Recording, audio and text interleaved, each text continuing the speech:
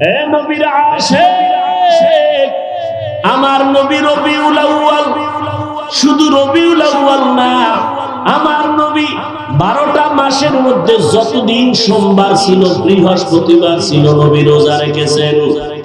সাহাবায়ে কেরাম, নবীর আশিকরা নবীর থেকে আমল পেয়ে তারা আমল করেছেন। নবীকে প্রশ্ন করা হয়েছিল, নবী সোমবার দিন রোজা রাখেন কেন? নবী বলেন, 2 কারণে রোজা রাখি। এক কারণ, আল্লাহ কোরআন নাজিল করেছেন, যেই দিন সূচনা করেছিলেন ওই দিনটা ছিল সোমবার। আমি রোজা রাখার মাধ্যমে তার শুকর আদায় করি। দুনিয়াতে আমি যেদিন আসছি ওই দিনটা ছিল সোমবার। আমি রোজা রাখার মাধ্যমে আমি মিলাদুন নবীর শুকর আদায় করি। ও নবীর উম্মতের দল, আমার মায়ার নবীর শুকর যদি আদায় করতে চাও, নবীর আদর্শের বাহিরে গিয়া কোনো আদর্শ পালন হবে না। তুকু যাও সুন্নতে আহমদ কো যা পা মোহাম্মদ কে বুয়া কে নিসবত তোরা কারে শয়তা মিকুনি নামত বলি গরওয়ালি নস্ত মাআনত বরওয়ালি মান আহাব্বা সুন্নতি কওলে রাসূল মাজদায়ে কানা মাঈদাম কুন কবুল। রাহমাতুল লিল আলামিনের আদর্শ পেয়ে আলীর দাম বেড়ে গেল, আবু বকরের দাম বেড়ে গেল, ওমরের দাম বেড়ে গেল। 39 জন মুসলমান নবীর ব্যবহারে কালেমা বললেন। 11 জন নারী মুসলমান, 39 জন পুরুষ মুসলমান। নবী গোপনে গোপনে দাওয়াতের কাজ করেন। আজান জোরে দেন না, নামাজ জোরে লোকালয়ে পড়েন না। 39 জন মুসলমান। ইতিমধ্যেই জুলুমের স্টিমরোলার দাউ দাউ করে জ্বলে উঠল। আবু জাহাল ঘোষণা দিল, মুহাম্মদের মাথাটা এনে দাও। ওমর তরবারি নিয়ে দৌড়ায় আমার নবীর গর্দান কাটার জন্য। আল্লাহ তাআলা হেদায়েতের মালা পরায় দিলেন। ওমরের মতো বান্দা, 27 বছরের যুবক, ওমর আমার নবীর মাথা কাটার জন্য রওনা। আল্লাহ হেদায়েতের দরজা খুলে দিয়েছে। আমার নবী দোয়া করতেছেন, ও রব্বে কারীম, তোমার বান্দা ওমরকে তুমি কালেমার সৈনিক বানাও দাও। কারণ ওমরের মতো বান্দা যদি আসে, আমাদের কালেমার পতাকা উত্তোলন করা সহজ হয়ে যাবে। সবার দ্বারা সব কাজ হয় না। আল্লাহ তাআলা তার কুদরতের দ্বারা কিছু বান্দা তৈরি করে যুগে যুগে। ওই বান্দার দ্বারা সবার কাজগুলো আল্লাহ আদায় করে নেয়। ওমরের মতো বান্দা, 27 বছরের যুবক, রক্ত গরম নিয়ে নবীর মাথা কাটতে আইসা এক পর্যায়ে কালেমা পড়ে মুসলমান হয়ে গেল। নবীর সামনে মাথা নত করেছে, নবীর হাতের সাথে হাতটা লাগাইছেন। নবীজির রুহানি তাওয়াজ্জু কলবের মধ্যে যখন ঢুকে পড়ল, ওমরের মধ্যে এমন অ্যাকশন শুরু হয়ে গেল। 1 মিনিটের মাথায় কালেমার পতাকা নিয়ে ওমর তরবারি নিয়ে হাতিমে কাবায় দাঁড়ায় গেলেন। ওমর দাঁড়াইয়া ডাক দিয়া কয়, ও বেদিন বেঈমান মুহাম্মদের দুশমনেরা কই? এতদিন মুহাম্মদের বিরোধিতা করছো, কোনো বাধা পাও নাই। আজকে আমি ওমর 5 মিনিট আগে মুহাম্মদের দুশমন ছিলাম, এখন আমি মুহাম্মদের আদর্শের পাগল। আমি কালেমার পতাকা গলায় লাগায় দিলাম। যদি কোনো দুশমন থাকো, মুহাম্মদের বিরুদ্ধে কারো কাছে যাওয়ার দরকার নাই, ওমরের সামনে দাঁড়ায় যাও। ওমরের তরবারি তোমার ফয়সালা করে দিবি। ভাইরা আমার, ওমরে ফারুক রাদিয়াল্লাহু তাআলা নবীর সোহবতে এত দামি হয়ে গেলেন। ওয়াদ্দ জাহানের খলিফা ওমর একা একা চলতেছেন, কোন সিকিউরিটি গার্ড নাই, বডিগার্ড নাই। দুশমনেরা খুঁজে ওমরের হত্যা করা দরকার।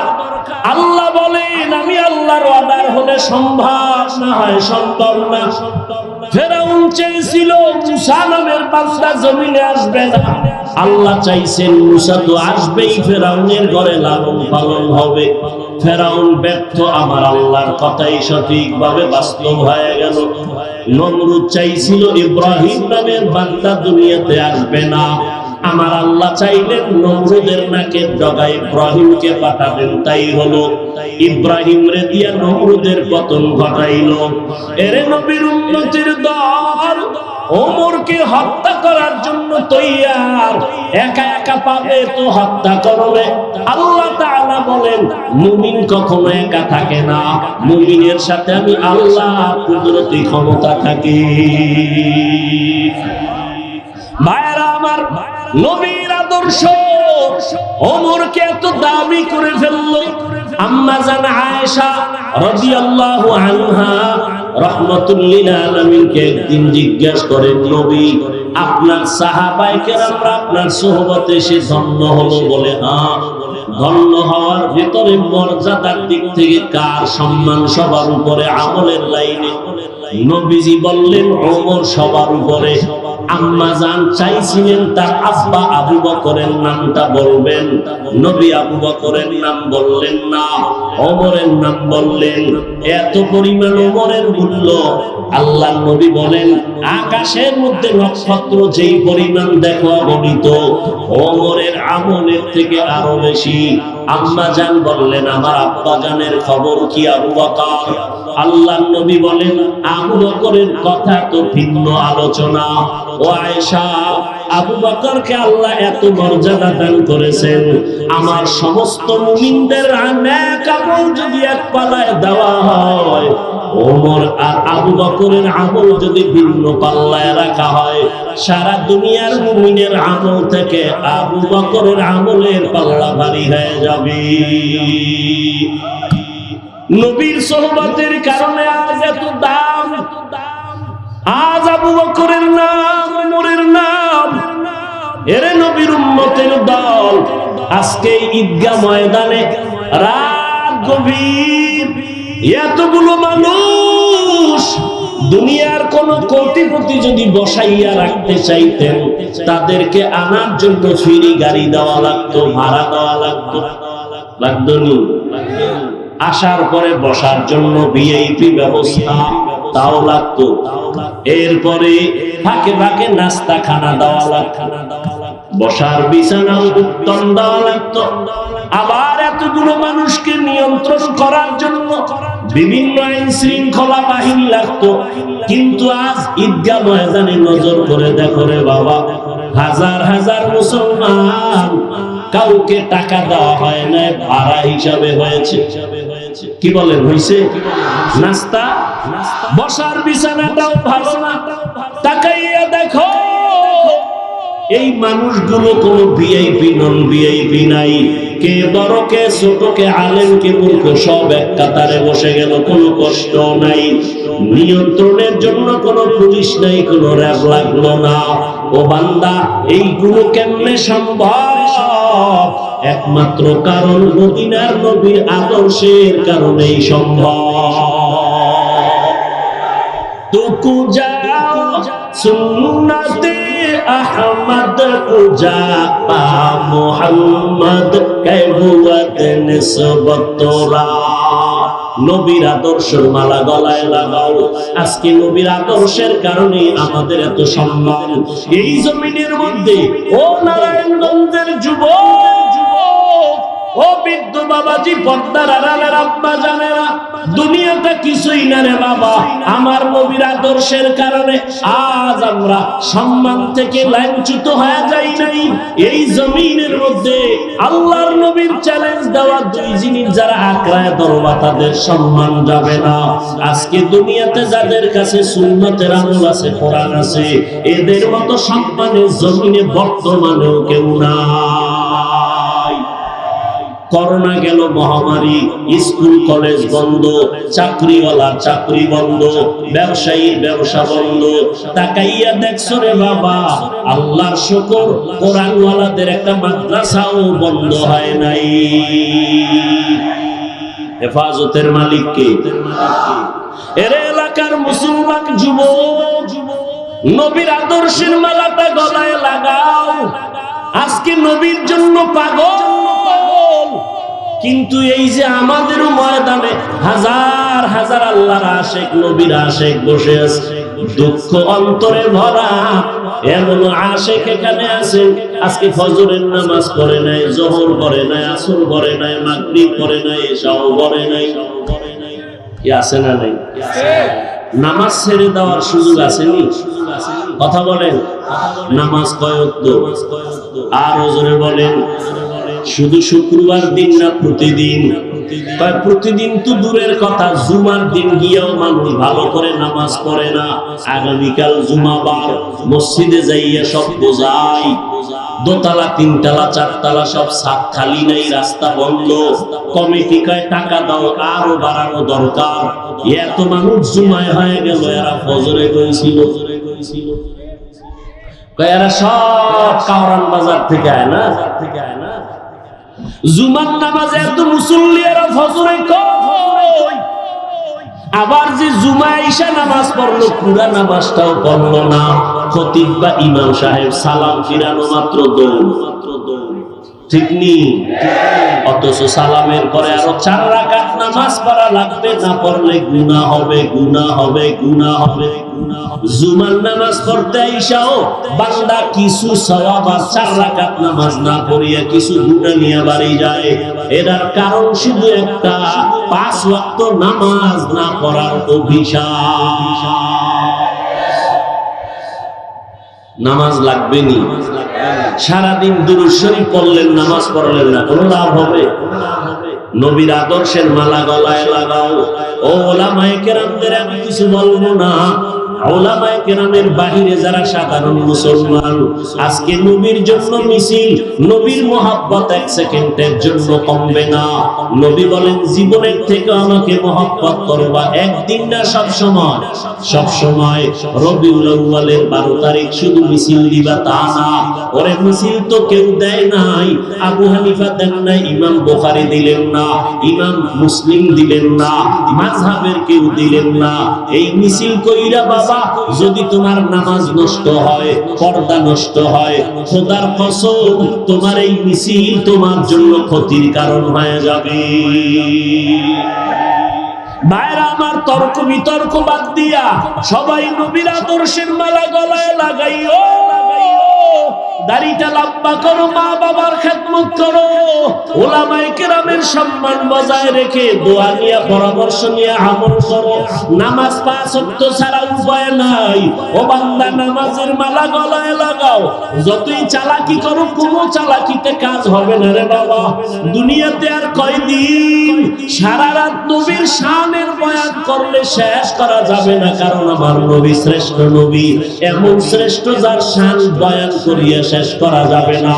কিয়ামত পর্যন্ত শানের বয়ান চলবে, হাসরের ময়দানে নবীর শানের আলোচনা চলবে, শেষ হবে না, চলতে থাকবে। তবে দেখার বিষয়, তুমি আমি নবীর আদর্শ কি পরিমাণ মানলাম।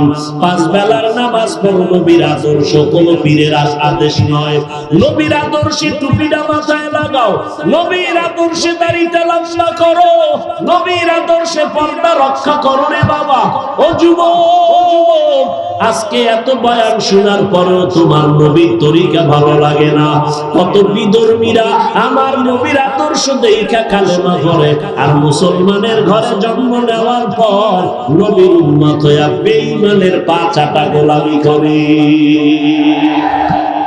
এই যুবকেরা, চুল কাটার মধ্যে কি নবীর আদর্শ নাই? তুমি বেঈমানের সাইজে কাটো কেন? বেঈমানেরা নবীরটা দেখে পাগল, তুমি বেঈমানেরটা গ্রহণ করলা কেন? আঙ্গুলের নখগুলো কেমনে কাটবা? নবীর কি আদর্শ নাই? আঙ্গুলের নখগুলো কাটতে গিয়া তুমি বিধর্মীর পদাঙ্ক অনুসরণ করো কেন? আমার নবী তো ওই নবী যেই নবীর চ্যালেঞ্জের সামনে কেউ দাঁড়াবার সাহস নাই। আমার নবী ওই নবী যার চরিত্রে কোনো কলঙ্কের দাগ নাই। আমার নবীর মুজিজা কোরআন এখনো তো আছে, যেই কোরআনের তেলাওয়াত শুনলে মানুষ পাগলের মতো হয়ে যায়, যেই কোরআন দেখলে কলিজা ঠান্ডা হয়। আজও নবীর মুআজিজা কোরআন আছে, ওই নবীর তরিকা বাদ দিয়া তুমি বিধর্মীর অনুসরণ কেন করো? এখনো তওবার দরজা খোলা আছে, ফিরে আসো রে বাবা। সারা রাত নবীর গুণগান গাইলে লাভ কি হবে যদি ফজর না পড়ো? এখান থেকে মোনাজাত হওয়ার পর অনেকের দেখা যায় রাস্তায় বিড়ি টানতে টানতে বাড়ি যাবে, বাসায় গিয়া সারা রাত মোবাইলের দিকে তাকাইয়া কবিরা গুনাহ করবে। ফজরের নামাজ যদি না পড়ো, এই সারা রাতের বয়ান কোনো কাজে লাগবে না। ও গো নবীর উম্মতেরা,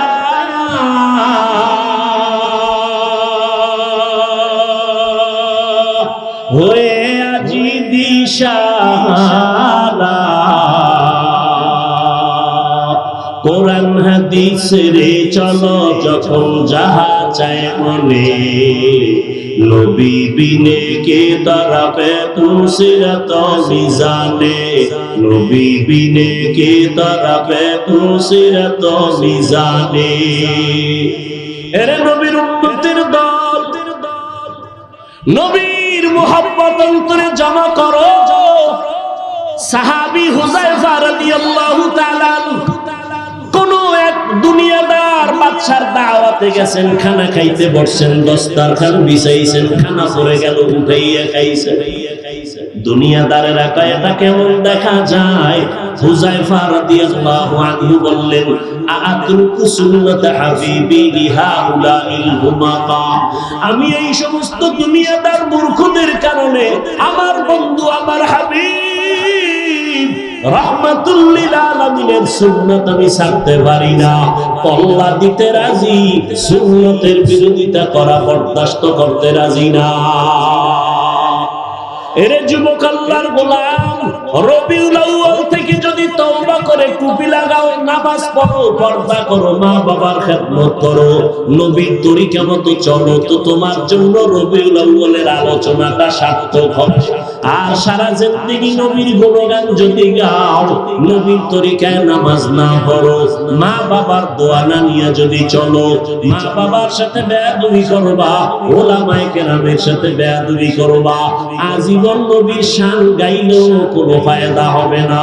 কারণ এই দুনিয়াতে আমরা নবীরে দেখতে পারবো না। নবীরে দেখলে পেটের ক্ষুধা নিবারণ হয়ে যাইতো, নবীর চেহারা মুবারকের দিকে নজর করলে কলিজা ঠান্ডা হয়ে যাইতো। ও উম্মতেরা, নবী আর পাইবা না, আবু বকর আর পাইবা না, ওমর পাইবা না, ওসমান আলীর আর পাইবা না। তাদের স্থানে এখন উম্মতের রাহবরি করবেন উলামায়ে আহলে হক। ওই উলামায়ে কেরামদের পাইলে হাতে হাত লাগাইয়া বরকত দিও, উলামাদের থেকে দোয়া নিয়ে পরামর্শ নিয়ে আমলের জন্য রেডি হও। ও আল্লাহর বান্দারা, আমরা বয়ান করিয়া নবীর আদর্শ মানতে গিয়া বলি না ব্যবসা ছাড়িয়া দাও, চাকরি ছেড়ে দাও, লেখাপড়া ছেড়ে দাও, স্কুল কলেজ ছেড়ে দাও, একবারও বলি না। বরং ব্যবসায়ী ভাই ব্যবসা করো, কোনো বাধা নাই, চাকরিজীবী চাকরি করো, বাধা নাই, স্কুল কলেজে পড়ুয়া পড়ো, কোনো বাধা নাই। ওখানে থাইকা নবীর তরিকা মেনে চলো, 5 বেলার নামাজ পড়ো, মা বাবার দোয়া নিয়ে চলো, উলামায়ে কেরামের পরামর্শ নিয়ে আগাও। ডাক্তারি বড় বাধা নাই, ইঞ্জিনিয়ারিং বড় বাধা নাই। ও যুবক, তাকায় দেখো তোমার মতো কত যুবক স্কুল কলেজে পড়ে, 5 ওয়াক্ত নামাজি আছে না নাই? তুমি কেন পারবা না রে বাবা? তোমার মতো কত বান্দা র্যাব, আর্মি, পুলিশ, বিডিআরের চাকরি করে 5 ওয়াক্ত নামাজ পড়ে, অভাব নাই। নিজের বিবেকটাকে জিজ্ঞাসা করো, কেন পারবা না রে বাবা? ও পর্দার আড়ালের আম্মা জান, আপনাদের জীবন কত ধন্য। আপনারা নবীদের মায়ের মতো মা, সাহাবায়ে কেরামদের মায়ের মতো মা, আপনারা আবু বকরের মায়ের মতো মা, আপনারা আলেম হাফেজদের মায়ের মতো মা, আপনারা আম্মা জান আয়েশা রাদিয়াল্লাহু আনহার মতো ধন্য নারী, আপনারা খাদিজা রাদিয়াল্লাহু আনহার মতো ধন্য নারী, আপনারা ফাতেমা রাদিয়াল্লাহু তাআলা আনহার মতো বড় দামি নারী। আপনাদের মাধ্যমে নেককার সন্তান আকর্ষণীয় দুনিয়াকে আলোকিত করেছে। এরে আম্মা জানেরা, আপনার সন্তানটাকে 5 ওয়াক্ত নামাজি বানাবেন, ডাক্তার বানাবেন, বাধা নাই। আপনার সন্তানকে ইঞ্জিনিয়ার বানাবেন, বাধা নাই। আপনার সন্তানটাকে প্রফেসর বানাবেন, কোনো বাধা নাই। তবে দাবি একটা, আপনার সন্তানকে বেয়াদব বানাবেন না। আপনার সন্তান ডাক্তার হবে, আপনার সন্তান ইঞ্জিনিয়ার হবে, বাধা নাই। তবে সাবধান, আপনার সন্তান যেন বেয়াদব না হয়, সন্তানের আচরণে আলেমরা যেন কষ্ট না পায়, আপনার সন্তানের ব্যবহারে মা বাবা যেন কষ্ট না পায়, আপনার সন্তানের আচরণে কোনো বন্ধু বান্ধব যেন কষ্ট না পায়। আদর্শওয়ালা সন্তান দুনিয়াতে রেখে যাবেন। পর্দার আড়ালের আম্মা জান বলবেন, হুজুর আমাদের করণীয় কি? মা বাবার মধ্যে সন্তান ভালো বানানোর ক্ষেত্রে মায়ের অবদান সব থেকে বেশি। ওসি সাহেবের ব্যবহার ভালো, এসপি সাহেবের ব্যবহার ভালো, ডিসি সাহেবের ব্যবহার ভালো, চেয়ারম্যানের ব্যবহার ভালো। আল্লাহর কসম করে বলি, না তাদের ব্যক্তিগত বাহাদুরি না, যত ভালো দেখা যায় সব হলো মায়ের অবদান। মায়ের আদর্শের কারণে সন্তানের আখলাক চরিত্র ভালো।